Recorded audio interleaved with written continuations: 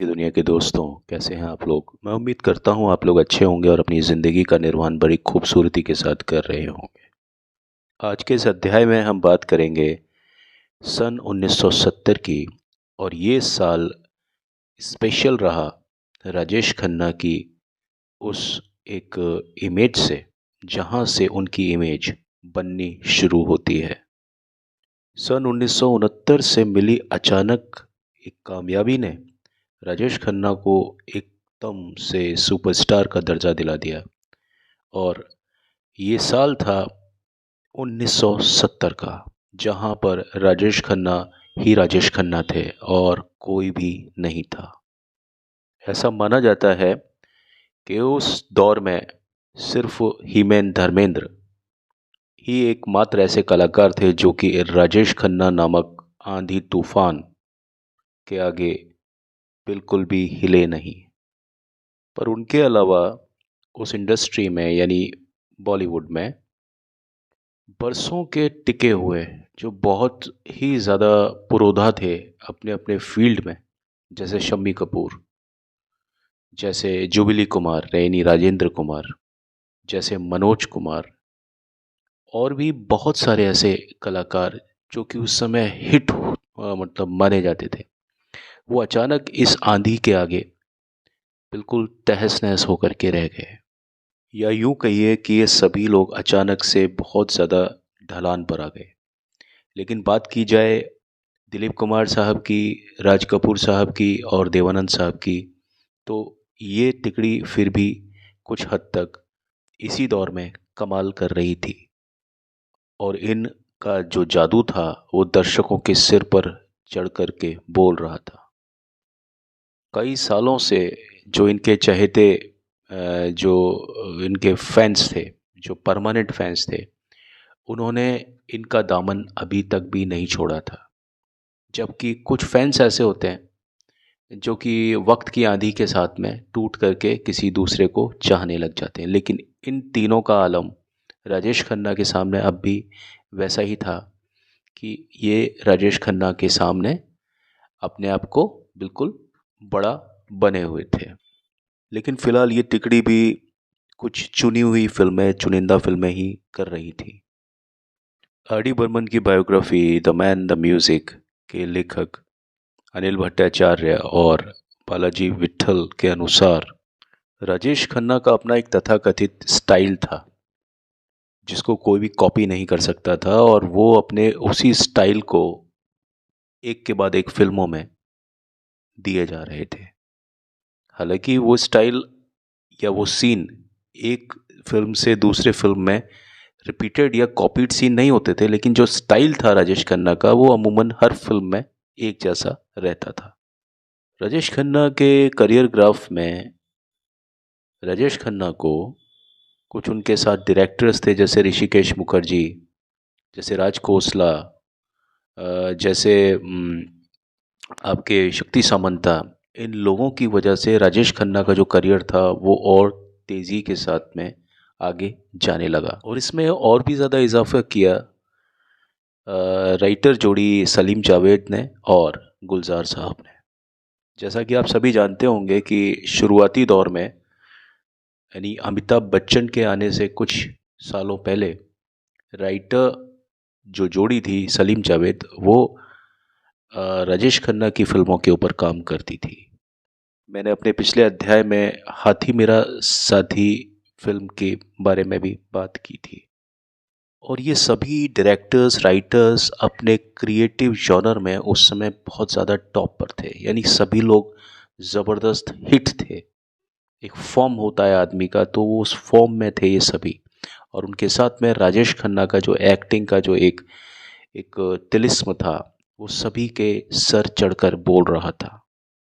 जिस दौर में राजेश खन्ना सबसे अव्वल रहे, उस दौर में जो उनकी फ़िल्मों में अगर सबसे जो एक बुलंद जो पहलू था, वो था उन फ़िल्मों का गीत संगीत।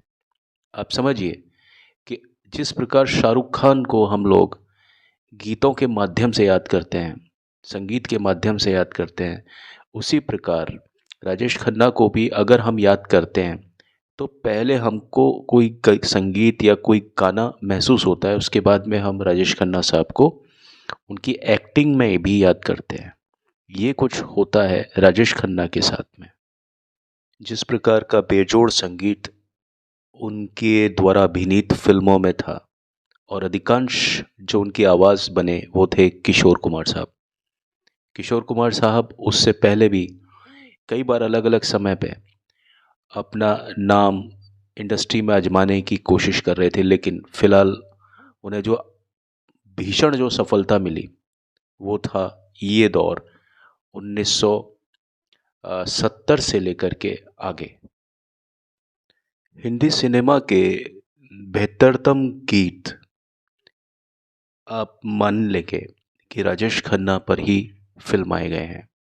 अब चाहे वो रोमांटिक गाना हो या वो फिलोसॉफिकल गाना हो या कैसा भी अंदाज कैसा भी हो, लेकिन राजेश खन्ना को जो गीत संगीत मिला वो एक यादगार गीत संगीत मिला। यानी हम किशोर कुमार को और राजेश खन्ना को बिल्कुल भी अलग नहीं कर सकते। जो गानों के शब्द हैं उनको राजेश खन्ना से बिल्कुल भी अलग नहीं कर सकते। राजेश खन्ना पर जितने भी गीत लिखे लगता है कि वो उनकी पर्सनैलिटी को लेकर थे। जो संगीत जो बनाया लगता था कि वो राजेश खन्ना में ही समाया हुआ है, उनमें ही समाहित है। और इस तरह के खास जो संगीत और गीत उसका जो ट्रेंड जो चल निकला था, वो जो शुरुआत थी वो थी फिल्म आराधना से, जो कि 1969 यानी 1969 में रिलीज्ड हुई थी। लिरिक्स और डायलॉग राइटर जावेद अख्तर साहब ने अपनी किताब में ये बताया था कि 1969 से लेकर के 1972 तक अगर फिल्म इंडस्ट्री एक रेसकोर्स है तो उसमें एक ही जो घोड़ा था वो दौड़ रहा था, जिसका नाम था राजेश खन्ना। और एक समय में जावेद अख्तर के ही जोड़ीदार रहे सलीम खान साहब भी इसी बात को बड़े ही रोचक अंदाज में कुछ यूं पेश करते हैं कि राजेश खन्ना का नाम अगर लिया जाए तो वो आज तक का सबसे बड़ा स्टार था। आज तक बहुत सारे स्टार्स आए, अमिताभ बच्चन, सलमान खान, शाहरुख खान, ऋतिक रोशन, बहुत सारे, लेकिन जो तिलिस्म राजेश खन्ना के पास था और ख़ास तौर पर 1969 से लेकर 1972 तक, वो तिलिस्म ना तो कभी कोई देख सका, ना शायद ही कोई देख पाएगा। जो बुलंदियों के पैमाने राजेश खन्ना ने सेट किए, वो पैमाने आज तक कोई भी फिल्म स्टार सेट नहीं कर पाया। समुद्र में तूफान को नापने का जो एक आला होता है, जो उसका एक पैरामीटर होता है, वो आला, वो इंस्ट्रूमेंट बताता है कि कब कब तूफान में पानी कहाँ कहाँ तक ऊपर आया था। यानी पानी का जो ओवरफ्लो था वो कब कब किस किस समय कहाँ तक गया था। वो निशान एक स्केल बन जाता है, एक यादगार बन जाता है। तो इस तर्ज पर राजेश खन्ना जिस ऊंचाई तक, जिस मानक तक उन्होंने अपना एक पैरामीटर सेट किया, उस पैरामीटर को आज तक कोई भी भेद नहीं पाया, उस तक पहुंच ही नहीं पाया। इतने कम समय के दायरे में राजेश खन्ना को जो ये अविश्वसनीय सफलता मिली, ऐसी सफलता क्या कहें, ये एक कायनात का एक नायाब ही एक चमत्कार है। और इस सभी चरमोत्कर्ष और इन सभी प्रभावों के लिए सलीम खान के सामने सिर्फ एक ही शब्द था, वो था राजेश खन्ना द फेनोमेना। तो जब भी कभी फेनोमेना शब्द का यूज़ होता है तो सलीम खान साहब को सिर्फ एक ही शख्स याद आता है, भारतीय फिल्म इंडस्ट्री का सुपरस्टार राजेश खन्ना। आज के अध्याय में बस इतना ही। अगले अध्याय में आपके साथ फिर से एक बार मुखातिब होता हूँ। तब तक के लिए मुझे आज्ञा दीजिए।